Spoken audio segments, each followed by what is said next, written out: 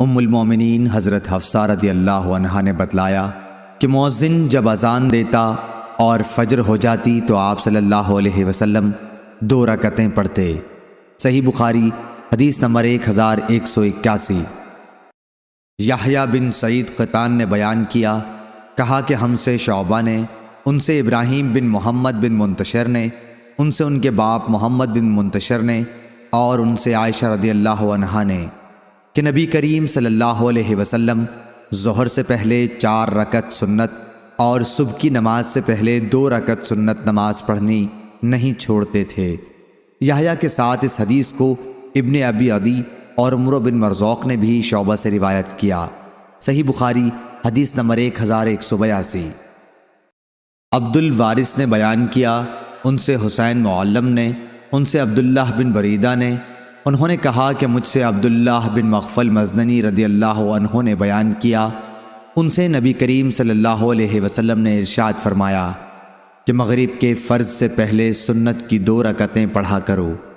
تیسری مرتبہ آپ صلی اللہ علیہ وسلم نے یوں فرمایا کہ جس کا جی چاہے، کیونکہ آپ کو یہ بات پسند نہ تھی کہ لوگ اسے لازمی سمجھ بیٹھیں۔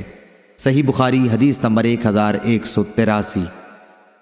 یزید بن ابی حبیب نے بیان کیا، انہوں نے کہا کہ میں نے مرثد بن عبداللہ یزنی سے سنا کہ میں عقبہ بن عامر جہنی صحابی رضی اللہ عنہ کے پاس آیا اور عرض کیا، آپ کو تمیم عبداللہ بن مالک پر تعجب نہیں آیا کہ وہ مغرب کی نماز فرض سے پہلے 2 رکعت نفل پڑھتے ہیں؟ اس پر عقبہ نے فرمایا کہ ہم بھی رسول اللہ صلی اللہ علیہ وسلم کے زمانے میں اسے پڑھتے تھے۔ میں نے کہا پھر اب اس کے چھوڑنے کی کیا وجہ ہے؟ انہوں نے فرمایا کہ دنیا کے کاروبار مانے ہیں۔ صحیح بخاری حدیث نمبر 1184۔ ابراہیم بن سعد نے بیان کیا، ان سے ابن شہاب نے کہا کہ مجھے محمود بن ربیع انصاری رضی اللہ عنہ نے خبر دی کہ انہیں نبی کریم صلی اللہ علیہ وسلم یاد ہیں، اور آپ صلی اللہ علیہ وسلم کی وہ کلی بھی یاد ہے جو آپ صلی اللہ علیہ وسلم نے ان کے گھر کے کنویں سے پانی لے کر ان کے منہ میں کی تھی۔ صحیح بخاری حدیث نمبر 1185۔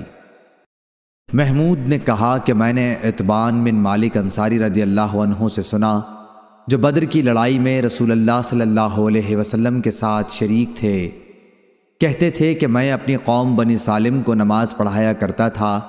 میرے گھر اور قوم کی مسجد کے بیچ میں ایک نالا تھا، اور جب بارش ہوتی تو اسے پار کر کے مسجد تک پہنچنا میرے لیے مشکل ہو جاتا تھا۔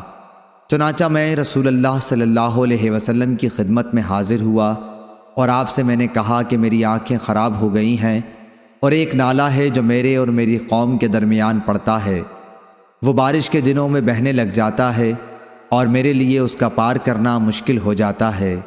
میری یہ خواہش ہے کہ آپ تشریف لا کر میرے گھر کسی جگہ نماز پڑھ دیں تاکہ میں اسے اپنے لیے نماز پڑھنے کی جگہ مقرر کر لوں۔ رسول اللہ صلی اللہ علیہ وسلم نے فرمایا کہ میں تمہاری یہ خواہش جلد ہی پوری کروں گا۔ پھر دوسرے ہی دن آپ صلی اللہ علیہ وسلم حضرت ابو بکر رضی اللہ عنہ کو ساتھ لے کر صبح تشریف لے آئے، اور آپ صلی اللہ علیہ وسلم نے اجازت چاہی اور میں نے اجازت دے دی۔ آپ صلی اللہ علیہ وسلم تشریف لا کر بیٹھے بھی نہیں، بلکہ پوچھا کہ تم اپنے گھر میں کس جگہ میرے لیے نماز پڑھنا پسند کرو گے؟ میں جس جگہ کو نماز پڑھنے کے لیے پسند کر چکا تھا اس کی طرف میں نے اشارہ کر دیا۔ رسول اللہ صلی اللہ علیہ وسلم نے وہاں کھڑے ہو کر تکبیر تحریمہ کہی اور ہم سب نے آپ کے پیچھے صف باندھ لی۔ آپ صلی اللہ علیہ وسلم نے ہمیں 2 رکعت نماز پڑھائی، پھر سلام پھیرا۔ ہم نے بھی آپ صلی اللہ علیہ وسلم کے ساتھ سلام پھیرا۔ میں نے حلیم کھانے کے لیے آپ صلی اللہ علیہ وسلم کو روک لیا جو تیار ہو رہا تھا۔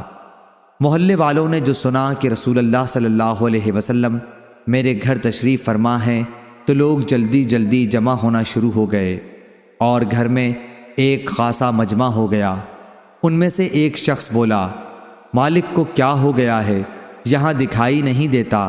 اس پر دوسرا بولا، وہ تو منافق ہے، اسے خدا اور رسول سے محبت نہیں۔ رسول اللہ صلی اللہ علیہ وسلم نے اس پر فرمایا، ایسا مت کہو، دیکھتے نہیں کہ وہ لا الہ الا اللہ پڑھتا ہے، اور اس سے اس کا مقصد اللہ تعالیٰ کی خوشنودی ہے۔ تب وہ کہنے لگا کہ اصل حال تو اللہ اور رسول ہی کو معلوم ہے، لیکن واللہ ہم تو ان کی بات چیت اور میل جول ظاہر میں منافقوں ہی سے دیکھتے ہیں۔ رسول اللہ صلی اللہ علیہ وسلم نے فرمایا، اللہ تعالیٰ نے ہر اس آدمی پر دوزخ حرام کر دی ہے جس نے لا الہ الا اللہ خدا کی رضا اور خوشنودی کے لیے کہہ لیا۔ محمود بن ربی نے بیان کیا کہ میں نے یہ حدیث ایک ایسی جگہ میں بیان کی جس میں آن حضرت صلی اللہ علیہ وسلم کے مشہور صحابی ابو ایوب انصاری رضی اللہ عنہ بھی موجود تھے۔ یہ روم کے اس جہاد کا ذکر ہے جس میں آپ کی موت واقع ہوئی تھی۔ فوج کے سردار یزید بن معاویہ رضی اللہ عنہ تھے۔ ابو ایوب رضی اللہ عنہ نے اس حدیث سے انکار کیا اور فرمایا کہ خدا کی قسم میں نہیں سمجھتا کہ رسول اللہ صلی اللہ علیہ وسلم نے ایسی بات کبھی بھی کہی ہو۔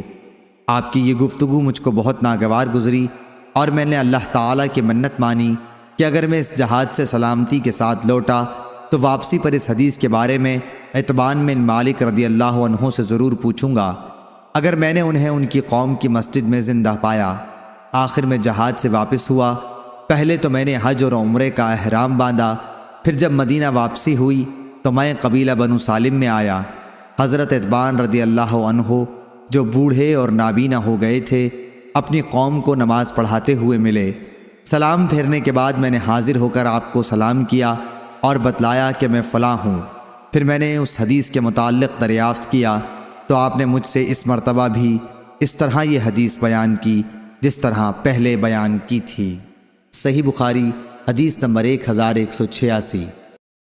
وہیب بن خالد نے بیان کیا، ان سے ایوب سختیانی اور عبید اللہ بن عمر نے، ان سے نافع نے اور ان سے ابن عمر رضی اللہ عنہ نے بیان کیا کہ رسول اللہ صلی اللہ علیہ وسلم نے فرمایا کہ اپنے گھروں میں کچھ نمازیں پڑھا کرو اور انہیں بالکل قبریں نہ بنا لو کہ جہاں نماز ہی نہ پڑھی جاتی ہو۔ وہیب کے ساتھ اس حدیث کو عبد الوہاب ثقفی نے بھی ایوب سے روایت کیا ہے۔